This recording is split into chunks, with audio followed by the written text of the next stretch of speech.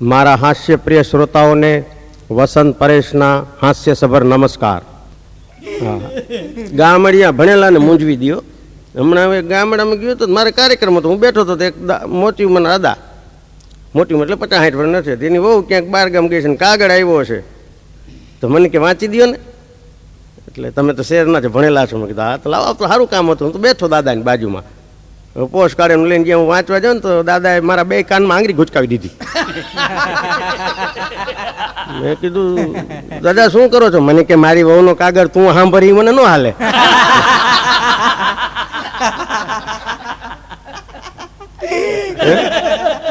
શું મજા છે કે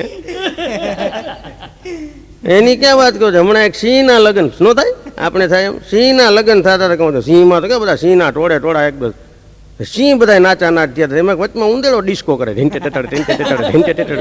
પેલા સિંહ બધા જુએ કે આ ઊંદેડો ક્યાં વચમાં ડફાડફ કરે છે? કે 4-5 સિંહ ભેગા થઈને કે તું ઈ કે અહીંયા શું થઈ ગયા? સિંહના લગ્નમાં તારે શું થઈ ગઈ? ઊંદેડો કે લગ્ન પેલા હું સિંહ જ હતો.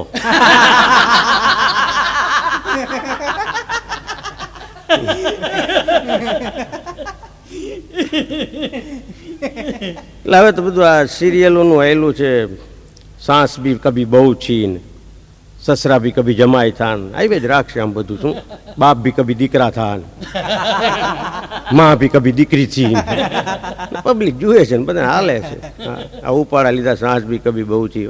હા, મિહિર ગુજરી ગયો, મારા વાઈફે 6 દી હાડી પહેરી સફેદ.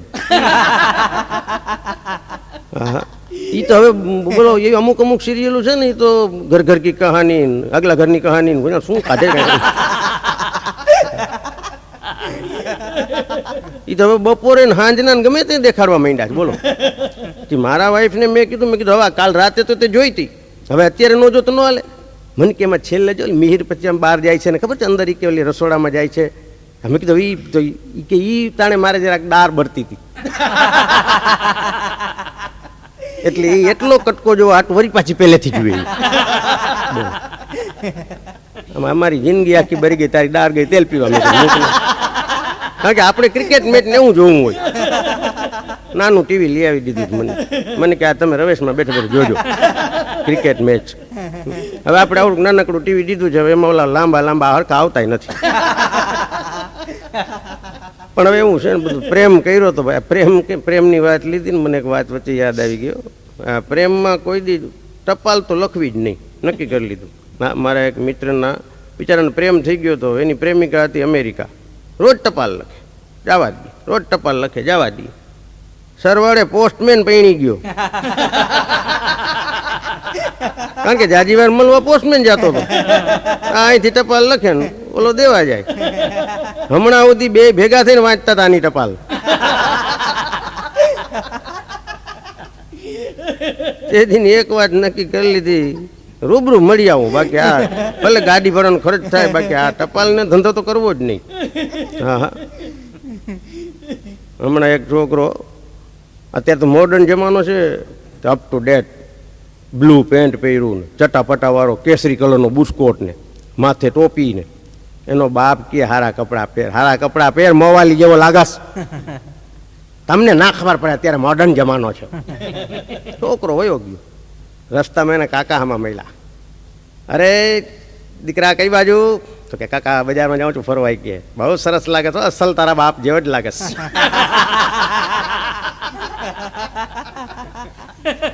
છોકરાએ ઘરે આવીને કીધું બાપાને કે કાકા આમ કેતા હતા. એનો બાપ હજી બેસું જ છું.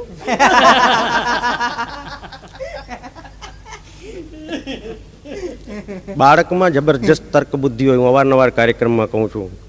મારા છોકરાનો દાખલો લ્યો. હમણાં એક દી મને કે પપ્પા આપણે જે કાંઈ કામ ન કર્યું હોય એની સજા આપણને મળે.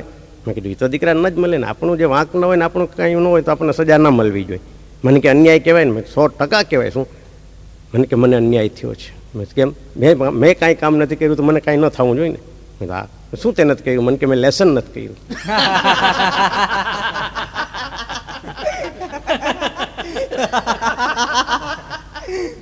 મને એમ થયું ચીચી નાખવું હોય ને, પણ ગમે એમ તો આપણું લોહી છે ને, પોતાના બધા એને વાલા લાગ્યો. હા. માણાની પ્રકૃતિ એવી થઈ ગઈ છે. હા, તમને સમજો છો માણા તમારે કોકના બૂટ ચોરાઈ જાય ને મંદિરેથી. હા, સત્ય ઘટના, મારું ઓબ્ઝર્વેશન કરેલું છે. મંદિરેથી બૂટ ઉપડી જાય ને એટલે ઓલો બિચારો કે મારા બૂટ ઉપડી ગયા, તો સામે વાળો શું કે ખબર છે? લપ ગઈ પનોતી ગઈ. અને પોતાના ઉપડે તો હવે તો માણસ જોડાઈ મૂકતા નથી, મરી ગયા. હાથ ભાવમાં સારું નહીં થાય. ઓલા ના ગયા પનોતી, તારામાં આવો માણા અઘરો થઈ ગયો. માણાને જે કાંઈ કેવું બહુ સમજીને કેવું પડે ભાઈ. ના, અત્યારે તો જમાનો જ બદલાઈ ગયો છે. ડિસ્કો થઈ ગયા બધા માણસો. એક તમે છાપામાં જાહેરાત દો કે હિરોઈન થવા આવવું હોય તો આવો, એટલે તો અર્જુન થપા આવી પડે સીધા. બધા મોડેલિંગમાં બધે અત્યારે બધાને એમ થાય જલ્દી હું ચંદ્ર ઉપર ચડી જાઉં. પણ ચંદ્રવાળાએ કોઈ દી નક્કી કર્યું હાલો આપણે નીચે જાય? એ કોઈ સમજતું મોય છે ને. બધા વાતો કરે છે કે ઉપર વસ્તી છે, પણ એ વસ્તીમાંથી કઈ પસ્તી નીચે કેમ નથી આવતી કોઈ દી? આપણા દેશવાળા ગયા હતા કાંઈ પાણો લઈ આવ્યા એકમાંથી, અબજો રૂપિયાના પાણા ઉપાડી આવે ઉપર. શું અરે હવે તો પાણીની એટલી બધી તંગી છે, થૂક નથી આવતું મોઢામાં. એક ભાઈ ટપાલની ટિકિટ ટાંચણી જ ચોરતા હતા.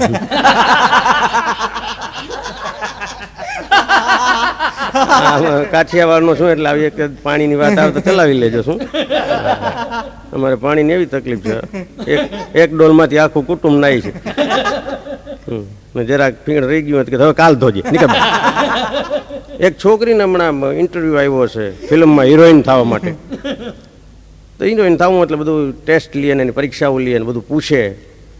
તો ડાયરેક્ટર પૂછ્યું છોકરીને, એવું તમે મોડેલિંગમાં ક્યારે કામ કર્યું હતું નામ ને તેમ બધા પ્રશ્નો પૂછતા છોકરીને ડાયરેક્ટરે પૂછ્યું કે ચુંબન વિશે તમે કંઈ જાણો છો? તો છોકરી કે હા, એ તો પ્રેમની ભાષા છે, એ કે એક પ્રેમની બોલી છે. ડાયરેક્ટર કે તો પછી કાંઈક બોલો.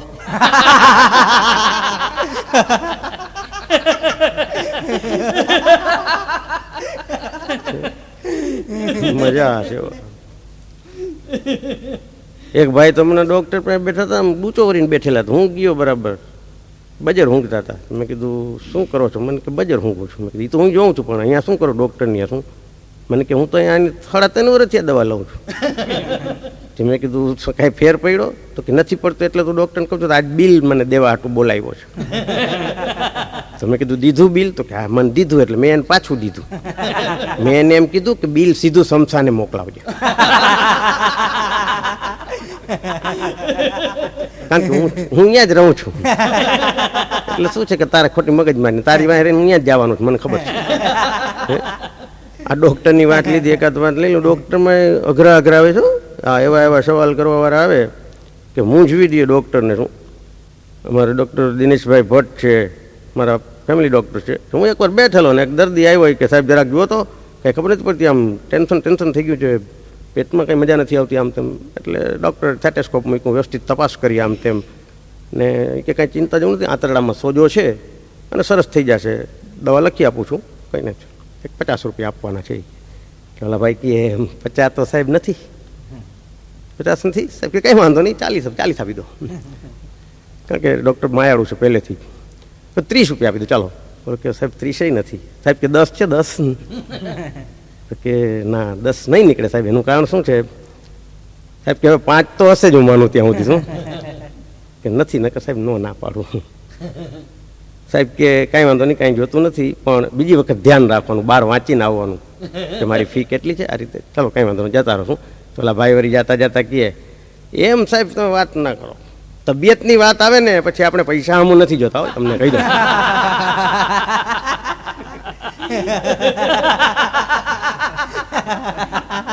સાહેબ મને કે આનું શું કરું? મેં કાંઈ નહીં, હું એના સામું નથી જોતો.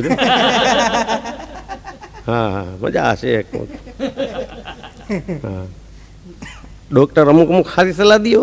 હા, હું એકવાર ડૉક્ટર પાસે પહોંચી ગયો. મેં કીધું સાહેબ મારા વાઈફનો અવાજ બિલકુલ બંધ થઈ ગયો, નીકળતો નથી અવાજ. શું? અમારા કાનના ગળાના છે ડૉક્ટર અશોક શાહ, ગળાના બહુ. હું ગયો, મેં કીધું સાહેબ અવાજ જ નથી નીકળતો. શું? ડૉક્ટર કે કાંઈ ચિંતા ન કરો, ઓફિસેથી ક્યારે ઘરે જાઓ છો? એટલે મેં કીધું 6 વાગે. મને કાંઈ 9 વાગે જાઓ. જો કેવડી રાડ પાડે છે.